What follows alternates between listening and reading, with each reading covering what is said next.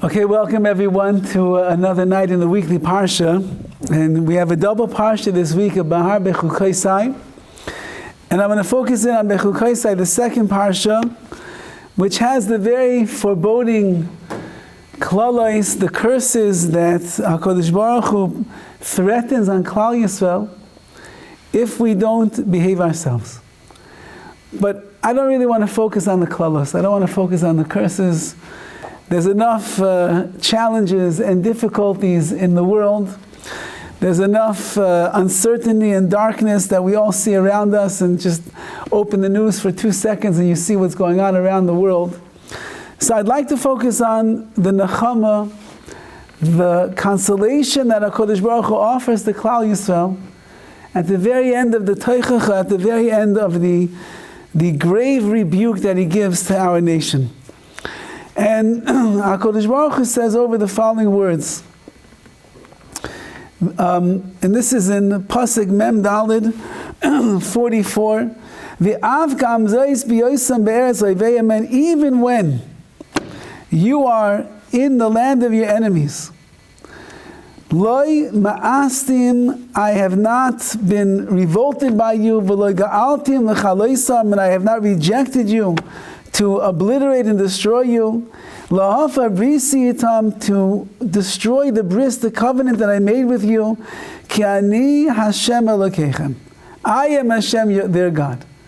Says the Torah, it's going to not look very good, and Klal Yisrael is going to go through suffering, and it's going to be a lot of hardships that are going to go on. But I want you to know one thing. Despite the fact that you've been exiled from Eretz Yisrael, and you ended up in foreign lands, and you're being run over by the enemies and the like, I want you to know that it doesn't mean that I rejected you, and it doesn't mean that I'm revolted by you, and it doesn't mean that I've come to nullify the covenant, the bris, that I made with your forefathers. I'm going to recall the earlier covenant that I made. I took you out of Mitzrayim amongst the eyes of the nations. I did this all that I should be a God for you. Ani Hashem, I am the Rabbi Shalom. HaKadosh Baruch Hu says very clearly at the end of the long rebuke, which is going to create an exile of Klal Yisrael. The base of Mikdash is going to be destroyed. The Jewish people are going to go into a long galus for at least 70 years in Bavel, come back, and then there'll be another destruction of the base of Mikdash, and now 2,000 years we're wandering around. Says HaKadosh Baruch Hu, you might think I gave up on you. You might think that I'm no longer watching you. You might think that I am so revolted by the way in which you are behaving that I left you on your own and you're out in those foreign lands all by yourself. Says the Rabbi Shalom, I want you to know that Galus itself does not mean that I'm getting rid of you. It doesn't mean that I nullify the bris, the covenant between you and I.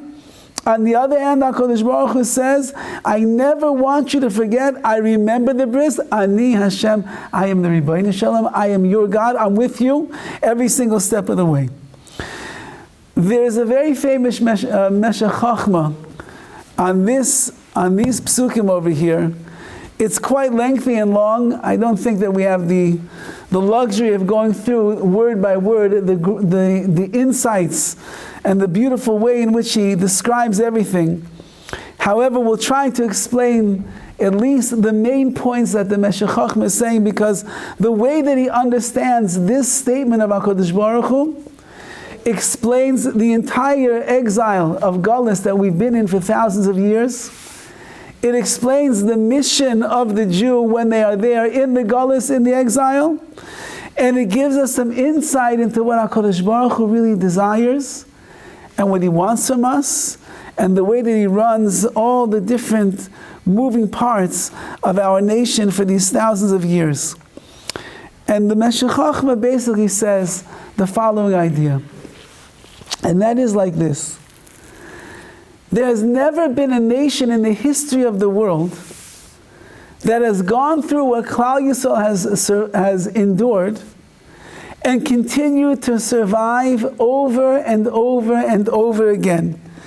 as he writes, says the Meshech Chochmah, Ze levad gam kein moifes nifla v'godol akim ha'uma. This is a tremendous wonder. It's a pele. It's unbelievable, says the Meshech Chochmah, that this nation, Klal Yisrael, has been able to survive as long as we survive in the long and the arduous galus of our lives. From country to country, from continent to continent, from nation to nation, we go. Things seem to work out. We end up getting oppressed. We get kicked out and moved someplace else. And all of this, says the Meshech Chochmah, is all part of our survival that HaKadosh Baruch Hu has planned for our nation. And he explains the following idea. What happens when Klal Yisrael goes into Galus?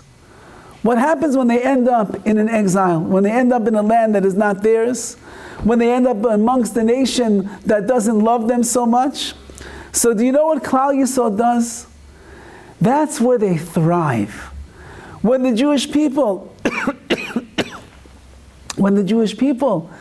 are kicked out of their homeland and they end up someplace in Rome, or they end up in Bavel, or they end up even in America, or they end up in Europe, or they end up in Hungary, wherever they might be, the nature of the Jew is that when they are in that land, they keep to themselves and they begin to, what we would call in Yiddish, wachs eis. They work very, very hard at becoming the greatest Jew that they possibly could. Because they realize the country, not so nice to us. The nations of the world, it's not what we're supposed to be like. HaKadosh Baruch Hu was obviously not happy with us in the last place that we were, so let's try to behave ourselves and improve ourselves. So what do? They make themselves the best of the Jewish people that they possibly can be. And he says, Chochmah Torah flourishes under those circumstances.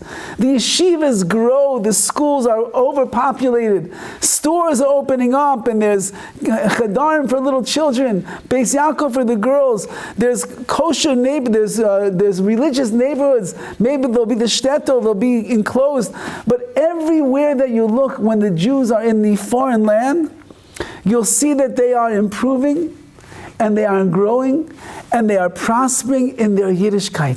It's an amazing phenomenon, says the Meshech Chochmah. It's one of the reasons that HaKadosh Baruch Hu sent us into the Golus. He wants us to improve ourselves.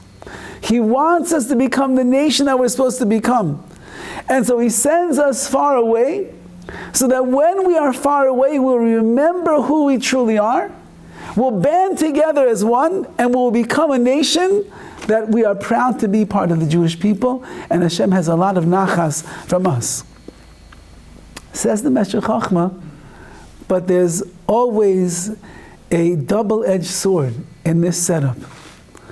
And that is, as the Jewish people find themselves producing and progressing and doing amazing and thriving and growing, and the Jewish religion is prospering in that far-off nation.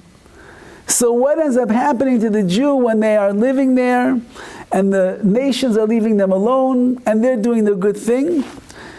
He says they start becoming very comfortable in the land that they are in. Now, to be comfortable in the land that you're in is not necessarily a bad thing, unless it changes the way that you look at yourself as a Jew. And here the Meshech Chochmah says that's exactly what happens over time. As the Jews that were so serious, and they were so stark, and they were so dedicated to the plan of what it means to be a member of Klal Yisrael, and they're flourishing, and they're growing, and they're producing all these amazing things in the world of the wisdom of the Torah and the growth of Torah, as we start getting comfortable and complacent in the land that we are in, so then the Jew begins to forget what it means to be a Jew. Says the Meshech Chochmah, at that moment, slowly but surely and sometimes rapidly, they begin to make the plunge into the assimilation that is going to happen in that particular land. They take on some of the attributes or the culture of the people that they are around. They perhaps change their dress mode a little bit amongst the people that they are around. They begin looking for things to do that the country that they are part of is promoting and says, this is the way to live your life. And slowly but surely, says the Meshech Chochmah, that strong, powerful nation of Torah, they begin to fall out of their sync, and they fall out of the loop of what it means to be living a life of real Yiddishkeit, of Judaism. So what should HaKadosh Baruch Hu do? Should He just let us wallow away in our assimilation? Should HaKadosh Baruch Hu just allow us to just keep going and doing the things that everybody else is doing and make it seem like it's okay? Says HaKadosh Baruch Hu, the way the Meshech Chochmah learns these verses, I want you to know that when I send you into Galus, when I send you into exile, don't think it's because I'm rejecting you. Don't think it's because I'm repulsed by you. Don't think it's because I am nullifying the covenant that we made thousands of years ago. Rather, he says, look at it in the other way. The reason that I'm sending you into another exile right now, and to another nation, and you're going to have to start all over again, is because since that you fell into the trap of assimilation in this country, now I'm going to send you to a new place. You're going to start all over from scratch, and you're going to remember what it means to be a member of Klal Yisrael, and then you're going to rebuild and rejuvenate Klal Yisrael and our Torah and our mitzvahs, and you're going to be strong once again as the nation that you're supposed to be.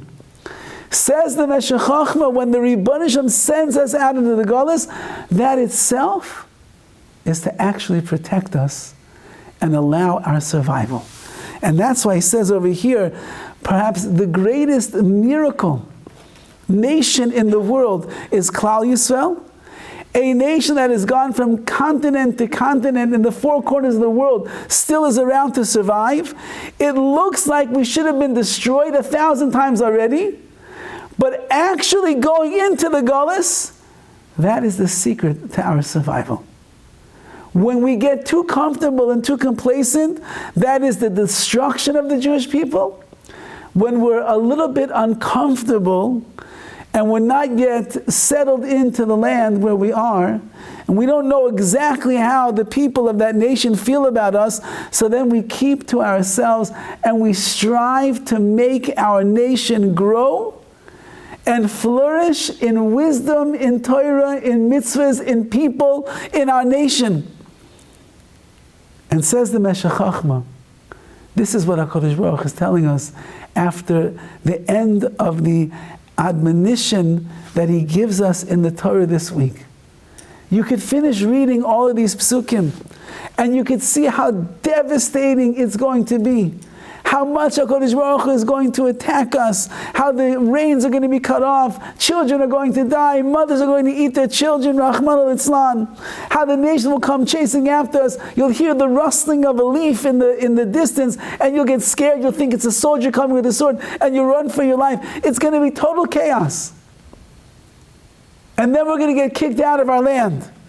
Because Eretz Yisrael cannot be saved, cannot handle when there's so much sin and that is going on over there. So now we're finished. HaKadosh Baruch Hu, what do you want from us? Our nation is destroyed. Hashem says, no. Let me give you some words of consolation. Don't think that when I send you away, it means that I'm getting rid of you. And don't think that when I send you to a far-off nation, it means that I'm nullifying the bris, the covenant I made. It's because that I'm upholding the covenant, and it's because that I want to make sure that you remain great, and it's because that I love you so much, and I never got rid of you. That's why I'm doing what I'm doing. A parent who loves their child doesn't always smother them with love. Because when that child is misbehaving and that child is out of control, they are the wilde chaya, the wild kid, as we would say, and they are they're acting with chutzpah, and they don't listen, and they're driving you crazy, and they're hanging from the chandelier, even though you told them already to stop hanging from the chandelier. Once I had one of our kids, he used to like to hang on things. And he decided he's going to hang on the garage door. So, okay, you hang on the garage door, you break the garage door. So he thought he's going to get away with it. We said, nice try. You broke the door, you're going to pay for it. I don't have any money. Okay, well, you'll find a way to get the money to pay for that garage door. Because if you misbehave, there has to be a consequence. And the consequence is to discipline the child so that they should improve their ways.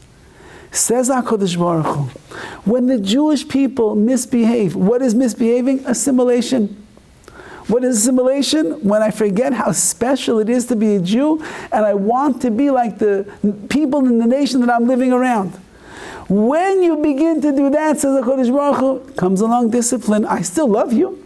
I love you very, very much, says Hashem. But if I would not discipline you right now, that would not be love. That would be achzoris, that would be cruelty. A parent that will never discipline their child, and they can get away with anything that they want, that's not a sign of love. That's a sign of cruelty. They say the famous mashal, there's a kid who's playing with the ball on the sidewalk, and he keeps throwing it into the street. And he runs, he's not looking where he's going, he runs in the street, and the car slams on the brakes, and the driver starts screaming, wow, you little kid, I want to watch where you're going. And that kid says like this, and he grabs the ball and he goes back to the side of the street. The kid's playing with the ball once again, and lo and behold, the ball falls in the middle of the street, and the kid runs once again, he's not paying attention, and a car comes along, screeches almost into the kid, and he starts yelling, you rotten little kid, you run in the middle of the street, you're not paying any attention. And the car drives off. And now the kid does it a third time. And the ball rolls into the street, and the car comes zooming down. And this time the car screeches to a halt right next to the kid. And the driver gets out of the car, and he holds the kid and he says, what are you doing? I could have run over you. You have to be careful and watch your life. The Nimshal says the mashal of that story is, the two first people that drove through, they're just people driving through. The third one who got out of the car, who bent down and looked at the kid in the eyes and told them, you have to be careful what you're doing, that one's the father. Because a father who loves his child, a father who cares about his child, a father who wants the best for his child, he knows as much as you love, part of the love is the discipline. Says the Meshech Chochmah, Hashem is telling us in this week's Parsha, after all the devastation, all the destruction, after everything, you should know the reason I'm sending you into exile, and it will happen many times throughout our history, is because I love you, and I want to uphold the bris, the covenant that I made with your forefathers, and the only way in which I can possibly do that is if I make the Jewish people great once again. And the only way that's going to happen is if I pick you up from this nation that you will become so comfortable and assimilated in, and I take you somewhere else where you'll start all over again from scratch. Many years ago, I went to a museum in Eretz Yisrael called the Diaspora Museum. Don't remember where it is, Tel Aviv or something, yeah? Diaspora Museum. And they made a museum that showcases the Jews in the diaspora. What is diaspora? That means outside the land of Israel. And it like highlights maybe 1,500 years of the life of the Jewish people after the time of the destruction of the Second Temple. And they show a similar story in every single land. We travel along, now this museum, by the way, is like anti-religious to you can't even imagine, to the maximum degree. At the end of the museum, there's like what's called a Hall of Fame, or the Wall of Heroes. The heroes of the Jewish people are Mark Spitz in his Speedos with 4 gold medals around his neck, and Herzl, who tried to convince the Jewish people that you don't need the land of Israel to be a nation. And there were, I think, a few movie stars on there and a few other heretical people. Those are the heroes of the Jewish people. Not Moshe Rabbeinu, not Avraham Avinu, not Rabbi Akiva, not the Horowitz, not the Baba Sali. No, they didn't make the cut of the heroes of Klal Yisrael. So this museum is anti-religious. So they're coming from a not religious perspective. But they do us a very great service because they show like this. The Jews come in and they settle down, let's say North Africa, wherever they settle down first. And they're thriving and they're prospering religiously. The museum points that out. Religiously. They have their yeshivas, they have their schools, they have their neighborhoods, they have their stores. The Jewish people are marrying each other. Everything is looking great. And then they say it's like dioramas, they have all these different places. And then we cannot explain, after 200 years of prosperity, 200 years of pleasantness, 200 years of living together nicely with the nation that they were a part of, suddenly, we don't understand, the nation turned on the Jewish people. Pogroms, they pillaged them, a Holocaust, inquisitions, you name it, and they threw them out of the land, and the Jews go now to another country. And the same story repeats itself again and again and again.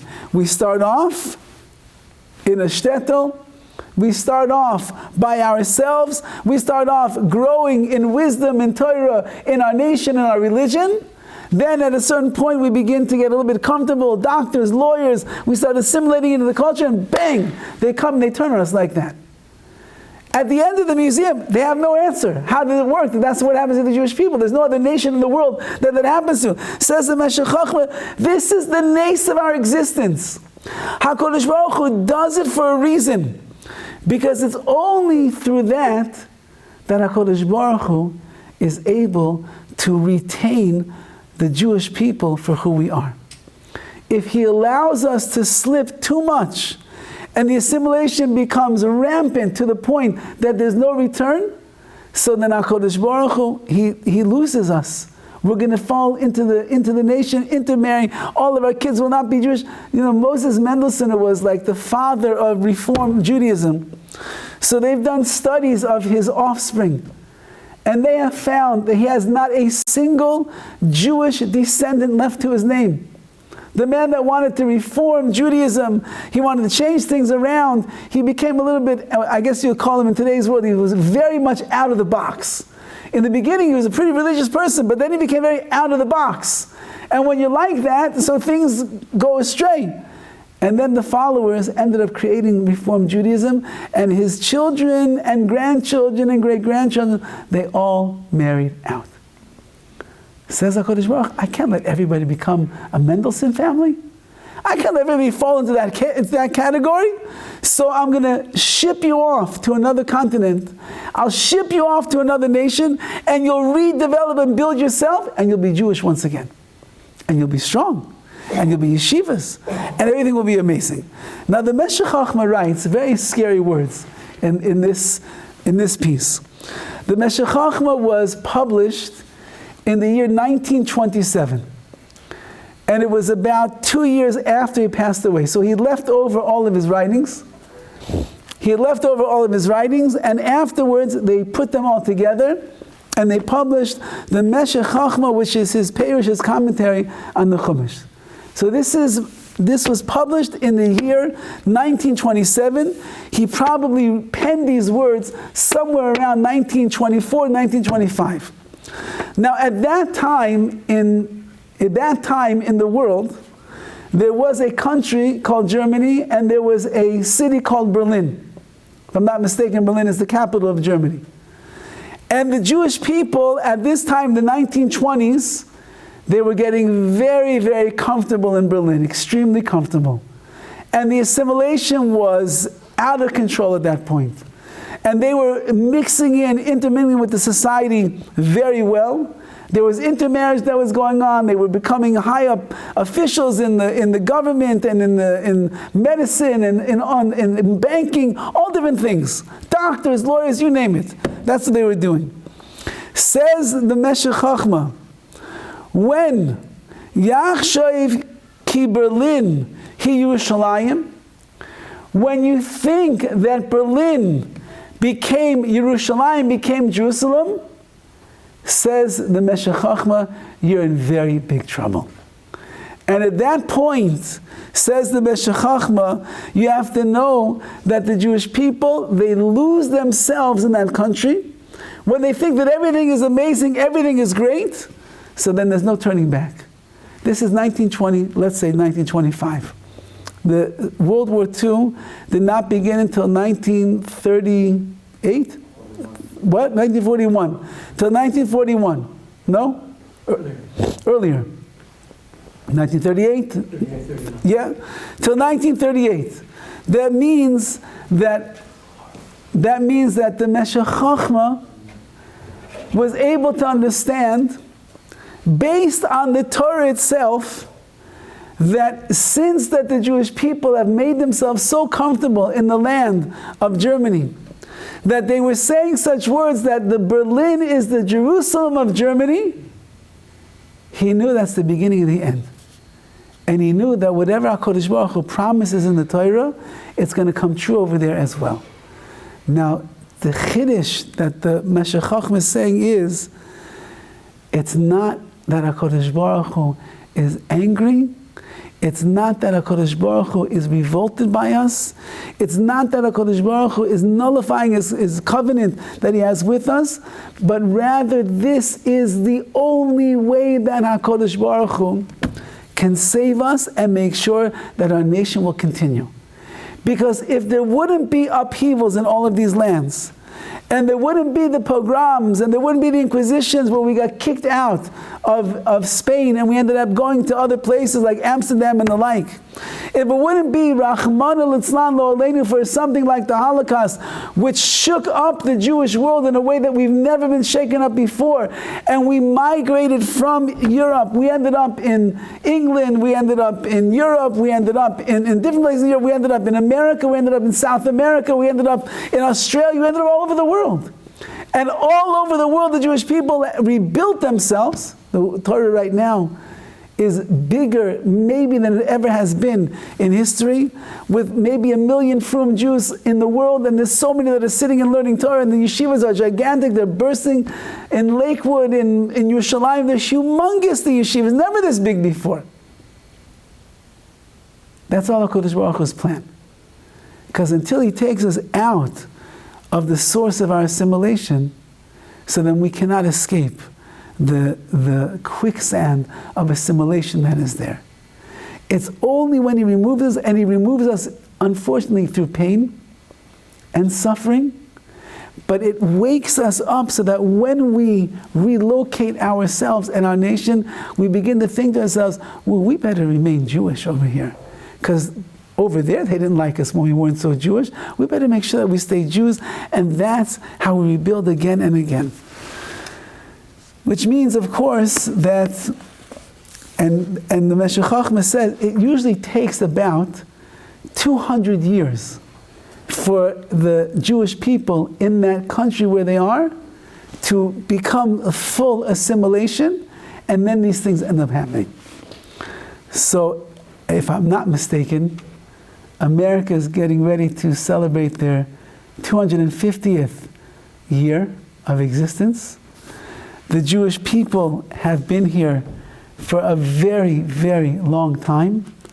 And it's true, on one hand, the amount of Torah and the amount of Yiddishkeit and of growth is enormous. Almost like every state that you go to in America, somewhere there is a Jewish community. Somewhere there is a mikveh, there is a school, there is a shul somewhere. Look at the streets of Tarzana today. Just about a month or so ago, I was walking back from shul Shabbos morning with my son. We're walking up the street, and he says, "Tati, turn around." And I turn around and I look, and the whole street is filled with people that are keeping Shabbos walking up the street. I'm here for how long? I don't know, 18, 19 years already? It didn't look like this 18 or 19 years ago. The amount of Torah, the amount of shuls that are on the streets, the amount of the schools and mikvahs and stores and restaurants. We're even getting a sushi restaurant down the street over here. It's unbelievable what's going on in this town. Getting everything. So on one hand, it's a great sign of our spiritual success. It's a great sign of our growth in Torah. It's an amazing sign of how much we've accomplished in the many years since that we've been in America, and the years that the Jews came to California and Los Angeles and started spreading out farther and farther and farther, deeper into the valley. It's amazing, really amazing. At the same time, the assimilation rate in America, they project right now, is approximately 75 to 80%. That means, in intermarriage terms, 7 to 8 of every Jew in America is intermarried. Now, intermarried, they might tell you, no, I'm Jewish. Yeah, but that's because the Reformed and the Conservative have decided who's a Jew and who's not a Jew. And basically, everyone's a Jew. You like bagels and lox? You're a Jew, no problem. You like latkes on Hanukkah? You're a Jew. It's fantastic. Do you like to shake a lulav and an esrog on the sukkahs? You don't? No problem. It's okay. As long as you eat challah, you're a Jew. That's all that counts. So you have a lot of people that are not really Jewish, that are posing as Jews, and they're becoming part of the Jewish nation, and therefore the assimilation is very, very high. On one hand, lots of Torah. On the other hand, lots of assimilation. So what are we going to do? Says the Meshech Chochmah, just keep your eyes open. That's what it means over here. Because whenever we get too comfortable, I saw that just yesterday in Manhattan, pretty Jewish place, Manhattan. In Manhattan, of all places, there's a massive synagogue there. I think it was the Lincoln Square Synagogue. It's like one of the biggest shuls in all of Manhattan. They were having some kind of a gathering of the Jewish people that were interested in making aliyah and buying property in Israel. And there was a pro-Palestinian, anti-Israel protest that took place outside. And they were shouting anti-Semitic remarks and comments. They were getting into fights with the police and with the Jews that were there. And that's the streets of Manhattan. And that's from people. So that means the Meshech Chochmah is telling us, you have to be careful. Whenever the assimilation gets too much, whenever the Jewish people get too complacent, whenever too comfortable where we are, so the world begins to shake a little bit, and we have to be careful. Chas v'chalil, we're not saying that anything bad is going to happen. And in the world of Torah, we have to keep doing and doing and doing and progressing as best as we possibly can. But, in the words of the Meshech Chochmah, we just have to keep our eyes open and see. The Jews in Germany never ever believed that the Germans would do what they do. The Jews in Spain never ever believed that the Spaniards would do what they did in the Inquisition. The Jews that were living in North Africa, they never believed there would be such a thing called the Crusades, and that the Christians would do what they did. Never believed such a thing. Impossible. If you had no way, it can't be. But they did. They did. Why? Because HaKadosh Baruch Hu says, I can't leave you there. Because if I leave you there, you're gone. Assimilation, there won't be any Jews that are left. They have this one Pew study, I think that was called. Pew study. Will your grandchildren or your great-grandchildren, will they be Jewish in America? And the study shows, it's got like all these pictures of people, it shows that in every single generation, the attrition rate, I think that's what we call it, the attrition rate of the Jews is getting less and less and less and less, that by the year 2050, I think that's what they determine, there will barely be any like Jews almost that are left, because the assimilation is so great. So again, I said we're not going to speak about bad things. We're going to speak only about good things. Okay? And that is, HaKadosh Baruch Hu is saying, and that's why the Meshech Chochmah is describing it over here tonight, that don't think that the Golus is a bad thing. And don't think that when we go into another nation, because Hashem wants to reject us and He's revolted, He's getting rid of us. No, says Hashem, I love you so much, I want to hold on to you so badly, it's the only way that I can keep you. By sending you over here, and you having to reboot, and restart, and recalibrate, and restructure yourself, and in that way you become this amazing nation, as the Meshech Chochmah says, that we are the ba'ofen nifla asher lo yishar machshavas ha'adam maskil. We have survived in such a wondrous way. No mind of seichel, of no logical mind, can even understand our existence. What looks like the worst thing, says HaKadosh Baruch Hu, it's really the best thing for the Jewish people, because that's how, in a miraculous way, I keep you alive and going. I want to leave you with a story. I saw this Maisa many years ago. I think it was maybe I want to say it's like the 1980s that this story took place. In Hungary, which was the last place where the Holocaust, where the Nazis came and attacked, and their mission was to wipe out all of Hungarian Jewry, and there was about 1 million Hungarian Jews. In the first few months, they wiped out about 750,000 Jews. Whoever survived from Hungary, it's a mace nigla, it's an open miracle that they survived, because the Nazis went on a rampage. They knew it was the end of the war was coming, and they wanted to do everything they could, and they wanted to wipe out every single last Jew in Hungary. Whoever survived, it's beyond a miracle. And some of the families, after the war was over, they stayed in Hungary. They actually stayed there. Which you think to yourself, this is like the hotbed of anti-Semitism, this is where you watched your family get killed, but they stayed there, and they rebuilt their lives in Hungary. Now, they were not religious. The people that survived and stayed in Hungary were not really religious. But they were raising their children, and they were in Hungarian quarters and everything, but not religious.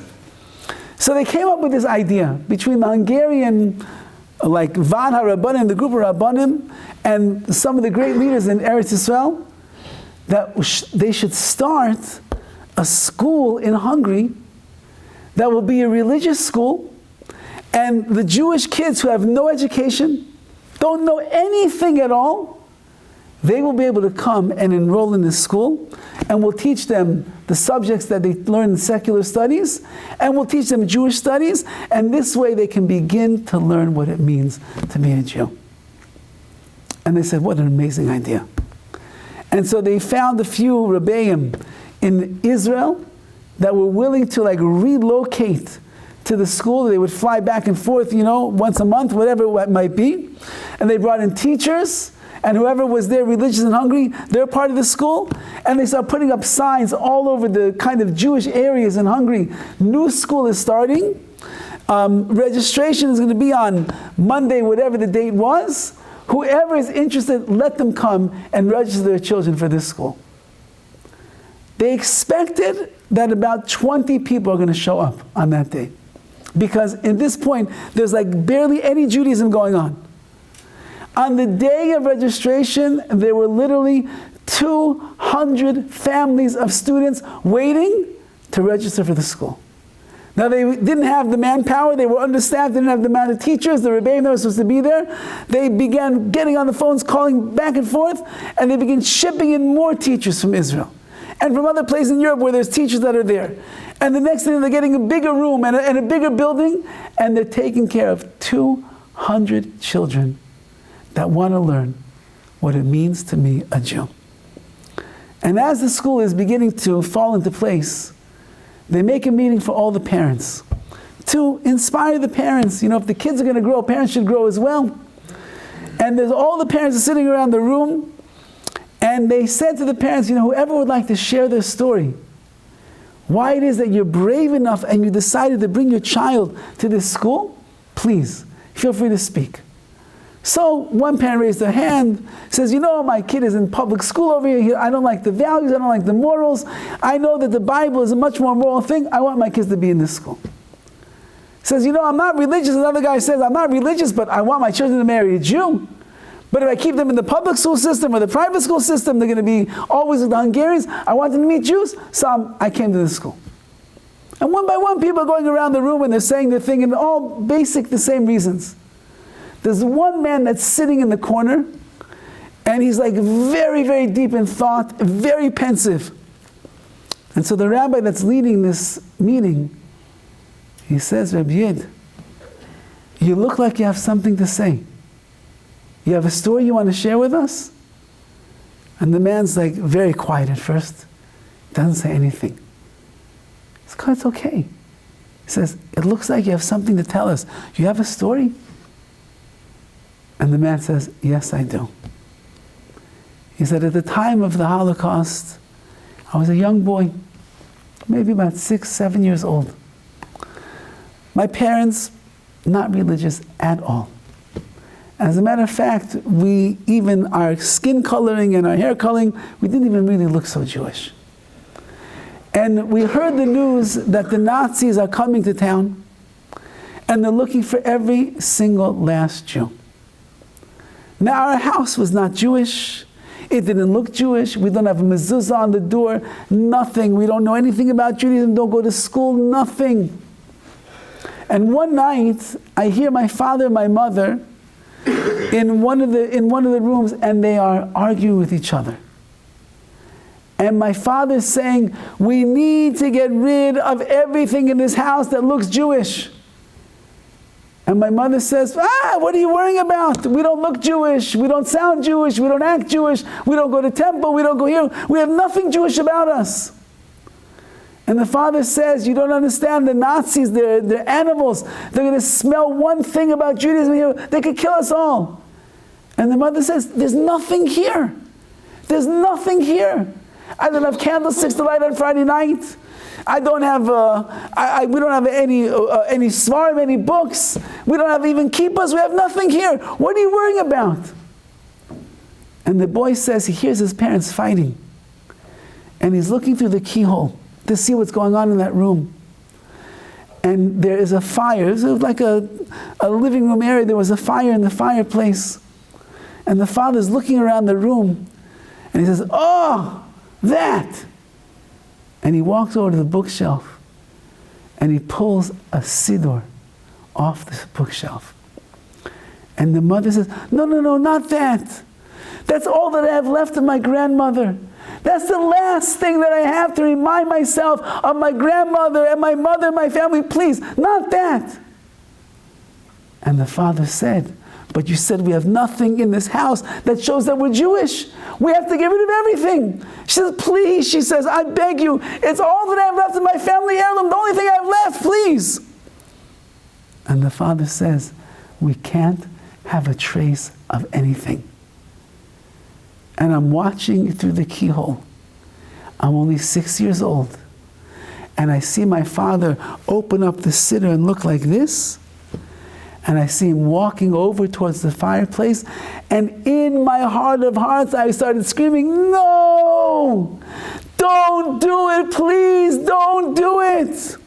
And my mother's watching him, and she's crying, and my father walks over to the fireplace, and he takes the siddur, and he says, whew, and he throws it into the fire, and the pages go up in flames, and he says, now, there's no remembrance of anything Jewish in our house at all. Now we'll be safe. I was only 6 years old, says this man. I wasn't religious, I didn't know anything about Judaism. But I knew at that moment, you don't throw a siddur into the fire.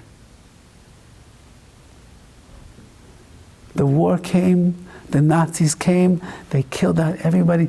Miracle, I survived. And I told myself that I survived. If there's ever a way that I can get that siddur back, if there's ever a way that I could ever reconnect myself with Judaism, I'll have to find the way to do it. And when I saw the sign that was up, that you're starting a school for Jewish children to teach them what it means to be Jewish, I said, this is the way that I will rectify the mistake that my father made. And instead of throwing a siddur into the fire, I'm going to get a siddur and give it to my children and teach them how to pray and teach them what it means to be a Jew. Says HaKadosh Baruch Hu, you think Galus is because I detest you? You think when I send you off to another nation, it's because I'm revolted by you? You think when there's troubles amongst the Jewish people, it's because I'm mefer brisai, that I'm nullifying the covenant that I made with your holy forefathers? No, says Hashem, you don't understand. It's for one reason and one reason only. When I do all those things, that's the way that the miracle of Klal Yisrael continues. How does it continue? Because now that I uprooted you from one place and I drive you away to another country, when you get to that country, you're going to work very, very, very hard to flourish and to grow in your Yiddishkeit and your Judaism. Torah will flourish, mitzvahs will grow, everything will grow. And then you'll come back to what it means to be part of Klal Yisrael, of that Jewish nation. So HaKadosh Baruch Hu should protect us all. He should watch over all of us. We should never say that Tarzana is the Jerusalem of California. We should never say that California is the Eretz Yisrael of America. We should never say that Borough Park and Lakewood and Brooklyn is the Yerushalayim of the East Coast. Never, Chalila, never ever say such a thing. It's temporary. These are temporary stopping points. You know, it's like when you're on a road trip and it's a long, long ride. And every few hours you got to just stop the car, stretch your legs, take care of things, but you got to get back in the car because you got to keep moving to your destination. Every place that we go in the Gullus and the exile is part of the road trip. And sometimes we stop in North America, sometimes we stop in South America, sometimes we stop in Hungary, sometimes we stop in Europe, and those are just stops, are just stretching our legs. But we got to get back in the car and keep going on the road trip to get to the ultimate mile, the ultimate destination, which Be'ez Hashem, as HaKadosh Baruch Hu says, I will eventually bring you back. And I'll bring you back to Yerushalayim HaKodesh. And I'll bring you back to a Beis HaMikdash. I'll bring you back to where you want, where you belong. And with HaKadosh Baruch Hu's help, Hashem should take us back in the schus of the endurance and the miraculous survival and the existence of Klal Yisrael. We should be zeicha to the ultimate being brought home to Yerushalayim, the real Yerushalayim HaKodesh, b'mheira v'yameinu.